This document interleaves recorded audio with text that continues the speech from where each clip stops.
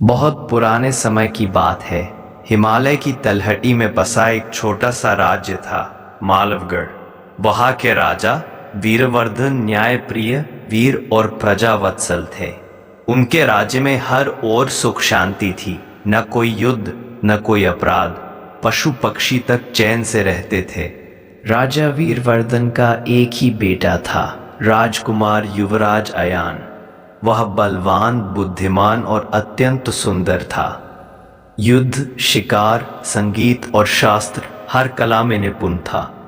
परंतु एक बात थी, वह अत्यंत जिद्दी था। जो बात ठान लेता उसे पूरा किए बिना चैन नहीं लेता।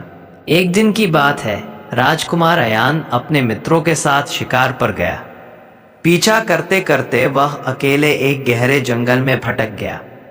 थक कर वह एक झील के किनारे बैठा और पानी पीने लगा। उसी समय झील के उस पार उसे एक नन्ही सी झोंपड़ी दिखी। वहां एक लड़की कमंडल से पानी भर रही थी। वह इतनी सुंदर थी कि अयान की आंखें वहीं ठहर गईं। उसके लंबे खुले बाल, नीले वस्त्र और चेहरे पर चंद्रमा जैसी आभा, मानो कोई अप्सरा धरती पर उतर आई हो। राजकुमार ने पास जाकर उससे बात करनी चाहिए, पर लड़की उसे देखकर मुस्कुराई और झोंपड़ी के अंदर चली गई। राजकुमार का दिल उसी पल उस अनजान लड़की पर आ गया। जब वह वापस महल लौटा, तब से उसका न खाना भाया न पीना। वह बस उसी झील की उस झोंपड़ी और उस नीले वस्त्रों वाली लड़की को याद करता रहा।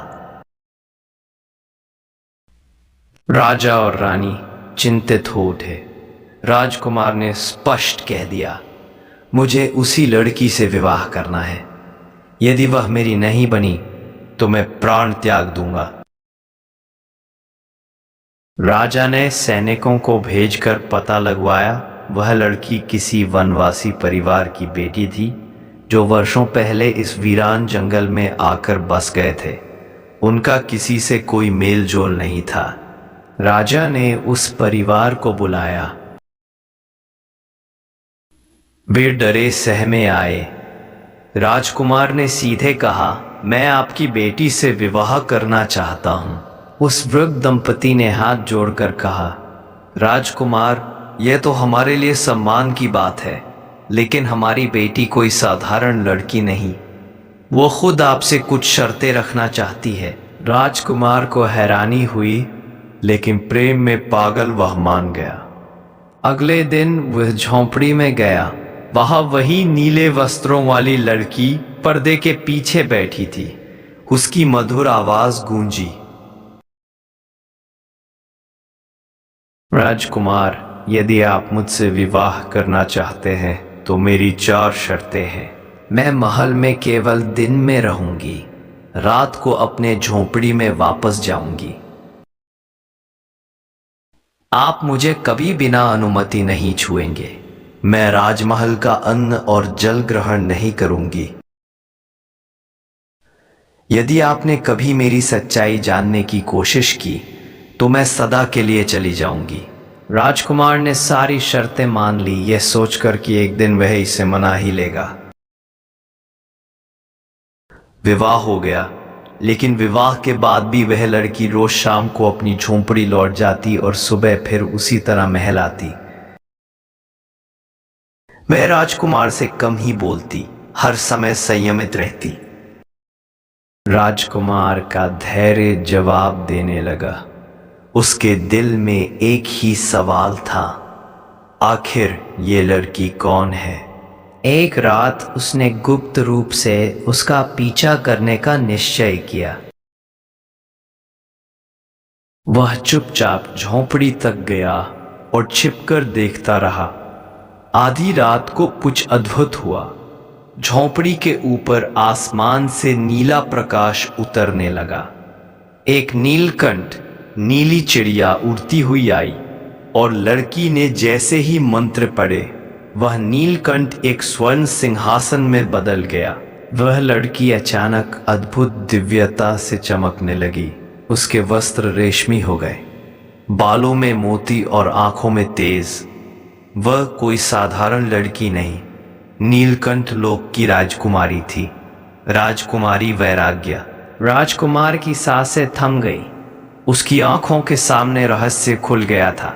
उसने आगे बढ़कर उसे टोक दिया। तुम कौन हो? ये सब क्या है? राजकुमारी सन्न रह गई। उसने दुखी स्वर में कहा, तुमने मेरी चौथी शर्त तोड़ दी राजकुमार। अब मुझे जाना होगा। मैं इस धरती पर सिर्फ 1 साल के लिए श्रापित होकर आई थी। कल मेरी वापसी का दिन था, पर अब मैं नीलकंठ लोक में कभी नहीं लौट पाऊंगी। राजकुमार पछताया। उसने माफी मांगी, पैर पकड़ लिए, पर देर हो चुकी थी। वैराग्य ने एक मोती की माला उतारी और कहा, अब मैं तुम्हारी पत्नी नहीं, केवल एक छाया बनकर रहूंगी। लेकिन यदि तुम्हें सच में मुझसे प्रेम है तो हिमालय की शिखर गुफा में जाकर 300 दिन साधना करो। यदि तुम्हारा प्रेम सच्चा हुआ तो नीलकंठ लोक का द्वार फिर खुलेगा। राजकुमार ने कोई देर नहीं की। वह उसी क्षण निकल पड़ा। ठंडी हवाओं, बर्फीले तूफानों, भूख और तन्हाई से जूझता रहा। 300 दिन बाद जब आखिरी मंत्र पूरा किया, एक तेज प्रकाश फैला और वही सिंहासन आसमान से उतर आया। सिंहासन पर राजकुमारी वैराग्या बैठी थी। उसने कहा, तुम्हारा प्रेम सच्चा है। अब मैं सिर्फ नीलकंठ लोक की राजकुमारी नहीं, तुम्हारी अर्धांगिनी हूं। दोनों ने स्वर्ग और धरती के बीच एक नया घर बसाया, जहां प्रेम, त्याग और विश्वास ही सबसे बड़ा नियम था। सीख: सच्चा प्रेम शर्तों में नहीं बनता, पर सम्मान, धैर्य और समर्पण उसमें जरूरी होते हैं।